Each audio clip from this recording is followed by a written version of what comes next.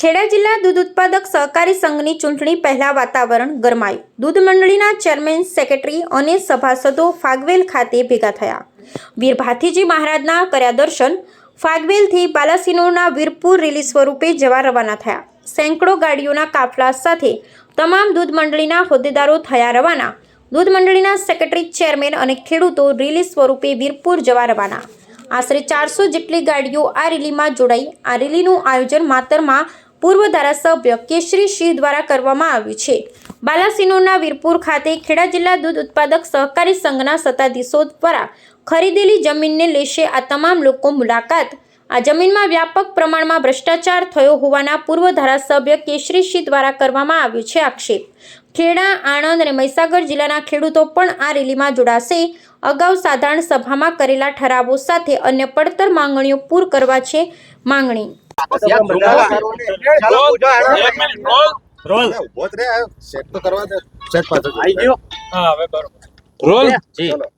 કેસરીસિંહ, આજે પશુપાલકો ભેગા થયા છે. શું પ્રોગ્રામ છે અને તમારી આગેવાનીમાં આ પ્રોગ્રામ છે?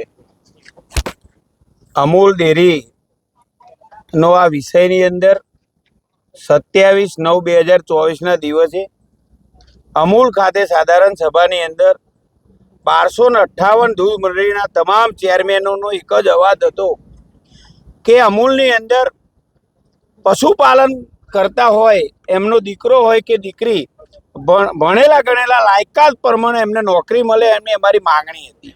અન્ય પણ અમારી બીજી 2 માગણીઓ હતી. એ માગણીઓ હજુ સુધી આ દૂધે ધોયેલી ટોરકી એક પણ દિવસ ચેરમેનોને કોઈને રીતે હેરાન કરે છે. કોઈને કોઈ રીતે ઓડિટ કરાવવા માટે પણ મોકલી દે છે તાત્કાલિક, જોને એમના બાપની અમૂલ ડેરી હોય એ રીતે.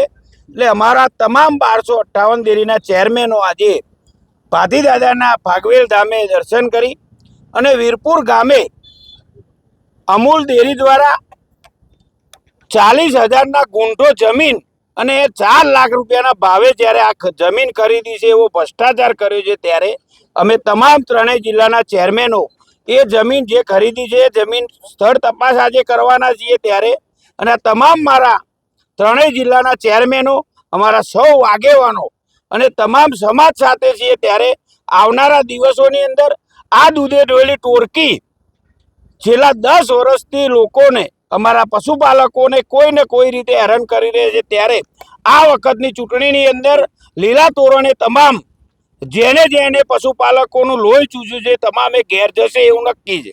કેસરીસિંહ, તમે ભાજપના અને સત્તાધીશોય ભાજપના. અમૂલ ડેરી આ કોઈ ભારતીય જનતા પાર્ટી કે કોઈ કોંગ્રેસની નથી.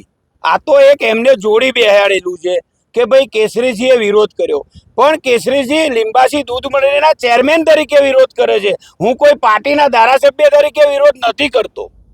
કેસરીસિંહ, રાજેશ પાઠકે અમૂલ ડેરીની હમણાં જે પ્રેસ કોન્ફરન્સ થઈ એમાં પેપર કટિંગ સાથે વિરોધ દર્શાવ્યો છે કે કેસરીસિંહ ભાઈ ખોટું બોલે છે, અમારી જોડે પેપરમાં જાહેરાત આપેલી છે અને ભાવથી જ જમીન ખરીદી છે. તમે શું જવાબ આપશો એમને? પપ્પુભાઈએ જે વાત કરી, એમને પ્રેસ મીડિયાના જે અમને બધા જ બોલાયા છે, ત્યારે બીજા દિવસે પણ મેં વીરપુર ખાતે ખેડૂતો, જે કોઈ ખેડૂતો હતા જેમના ટેન્ડર હતા, એમની પણ મેં સર મુલાકાત લીધી. એમને પણ મળ્યો. એમણે અમને એક જ વાત કરી કે આ ગુંઠાવાળી જમીન, આ જે જગ્યાએ એમને ટેન્ડર બતાવ્યા છે એ જગ્યાએ ઓલરેડી મકાનો બની ગયેલા છે. એટલે ગામતર હોય એટલે સ્વાભાવિક વસ્તુ હોય કે એનો ગામતરનો ભાવ વધારે જ હોય, પણ પોતે જાતે કબૂલતા નથી. જે 2 ખેડૂતો હતા, 2 ખેડૂતોએ એવું કહ્યું કે 700 રૂપિયાના ભાવે આ અમે જમીન આપવાની કહી એમને, પણ અમે અમારી એક એવી માગણી હતી કે ભાઈ અમૂલની અંદર તમે જે રીતનું ટેન્ડર ભરો, જે રકમ ભરાય એ રકમના પૈસા અમે લઈએ. એટલે આ વચોટિયા લોકોને ના ગમ્યું, એટલે એમને 15 ફૂટ જેવા વેરાની અંદર આ જમીન ખરેખર ખરીદી છે. એ તો આજે અમે જે આ રેલી સ્વરૂપે જ્યારે બધા જ ચેરમેનો જઈ રહ્યા છીએ, બધા જ ચેરમેનો જોશે એટલે આપોઆપ ખબર પડી જશે દૂધનું દૂધ ને પાણીનું પાણી. ચલો રોલ. ભરતસિંહ, મોટી સંખ્યામાં પશુપાલકો ભેગા થયા છે. ક્યાં ભેગા થયા છે અને શું પ્રોગ્રામ છે? આજે અમૂલ ડેરીના પશુપાલકોના કેટલાક મુદ્દાઓ માટે ફાગવેલ મુકામે આણંદ જિલ્લો, ખેડા જિલ્લો અને મહીસાગર જિલ્લાના પશુપાલકો ભેગા થયા છે. સમગ્ર ગુજરાત જાણે છે કે આણંદમાં નિયામક મંડળની જ્યારે ચૂંટણી આવી રહી છે ત્યારે વર્તમાન જે ચેરમેન શ્રી અને એમના મળતિયાઓ છે એ પશુપાલકોના પૈસે કેટલીક જમીનો ખરીદીને બહુ મોટો ભ્રષ્ટાચાર કરેલ છે. અમૂલ ડેરી એટલે ખેડૂતોની આ સંસ્થા, પશુપાલકોની આ સંસ્થા.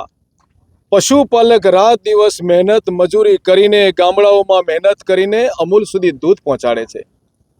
દૂધનો જે નફો થાય છે, વેપારનો જે નફો થાય છે, એ પશુપાલકના કામમાં આવતો નથી. પણ એ જે નફો થાય છે એ જમીનો ખરીદીને એટલો મોટો ભ્રષ્ટાચાર કરી રહ્યા છે. તો આજે પશુપાલકોને એમ થયું કે ભાઈ અમૂલ તો આપણી અમૂલ છે, ખેડૂતોની અમૂલ છે, અને અમૂલના પૈસા એ આપણા પૈસા છે. ત્યારે વીરપુર મુકામે અમૂલ દ્વારા એક જમીન ખરીદવામાં આવી છે. એ જમીન સસ્તા ભાવની છે. મને લાગે છે બોમ્બેમાં, કપડવંદમાં અને બીજા શહેરોમાં જે જમીનો અમૂલે રાખી છે એ બરાબર વ્યાજબી ભાવે રાખેલી છે. પણ વીરપુર જેવા ગામડામાં જે જમીન રાખી છે એ જમીનનો 40,000 ગુઠ્ઠો મળતી જમીનનો જ્યારે 4 લાખ રૂપિયા ગુઠ્ઠાનો ભાવ મૂકતા હોય ત્યારે સ્વાભાવિક છે પશુપાલકને દુઃખ થાય કે આ તો અમારા મહેનતની કમાણી છે, અમારા પરસેવાની કમાણી છે, અને એ પરસેવાની કમાણીના રૂપિયા એ તમે કેવી રીતે વેડફી શકો? અમારો અધિકાર છે, અમારો હક છે, પશુપાલકોનો અધિકાર છે. તમે પૈસા એ રીતે વેડફી નહીં શકો. ત્યારે પશુપાલક, આ ત્રણેય જિલ્લાનો પશુપાલક આજે જાગૃત થયો છે કે ભાઈ અમારા પૈસે તમે આવો ભ્રષ્ટાચાર કરો અમે સાખી નહીં લઈએ. અને એટલા માટે જ દાદાના ધામમાં ફાગવેલમાં પશુપાલકો એકત્ર થયા છે.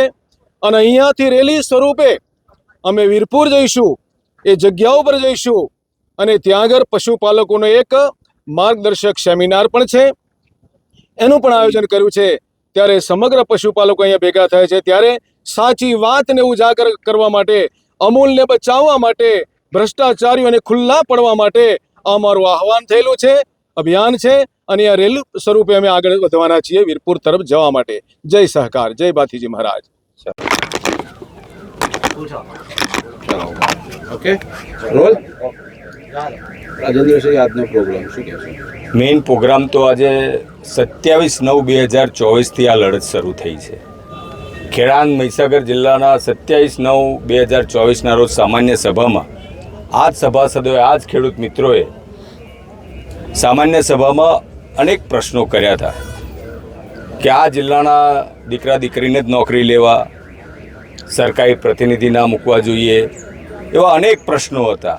તેમ છતાં સામાન્ય સભા જે સર્વોપરી છે એને પણ આ લોકોએ ધ્યાન નહીં આપતા સામાન્ય સભા નહીં બોલાવી, મનમાની કરી.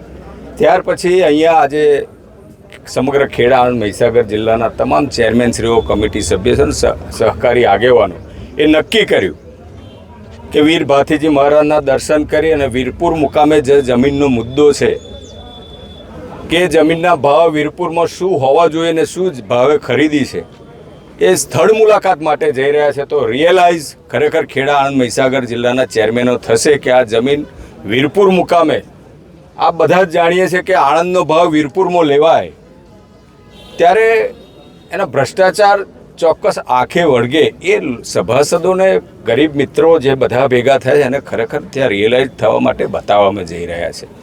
ત્યારે આ મુદ્દો ભ્રષ્ટાચારનો છે. સામાન્ય ગરીબ મધ્યમ વર્ગની બેન દીકરી, ભગવાને જ્યારે લોહી અને દૂધની ફેક્ટરી નથી બનાવી ત્યારે એનું શોષણ થઈ રહ્યું છે. એની સ્થળ મુલાકાતે અમે જઈ રહ્યા છીએ. રાજેન્દ્રસિંહ, વર્ષોથી તમે અમૂલમાં જોડેલા છો. કઈ મંડળીમાંથી કેવું દૂધ આવે છે, કયા કલરનું દૂધ આવે છે એ પણ ખબર છે. આવનારા ઇલેક્શનમાં શું લાગે છે, ચહેરા બદલાશે? ચહેરા બદલવાના જે બધા લોકો અહીંયા ચેરમેનશ્રીઓ, મતાધિકારો આવ્યા છે એમને બદલવાનો અધિકાર એમની પાસે છે, મારી પાસે નથી. એમ અને તમે જોઈ શકો છો આજે એમ કે જેને મત આપવાનો અધિકાર છે આજે બધા જ અહીંયા છે, તો ચહેરા એ બદલી નાખશે એવું મને ચોક્કસ આત્મવિશ્વાસ છે.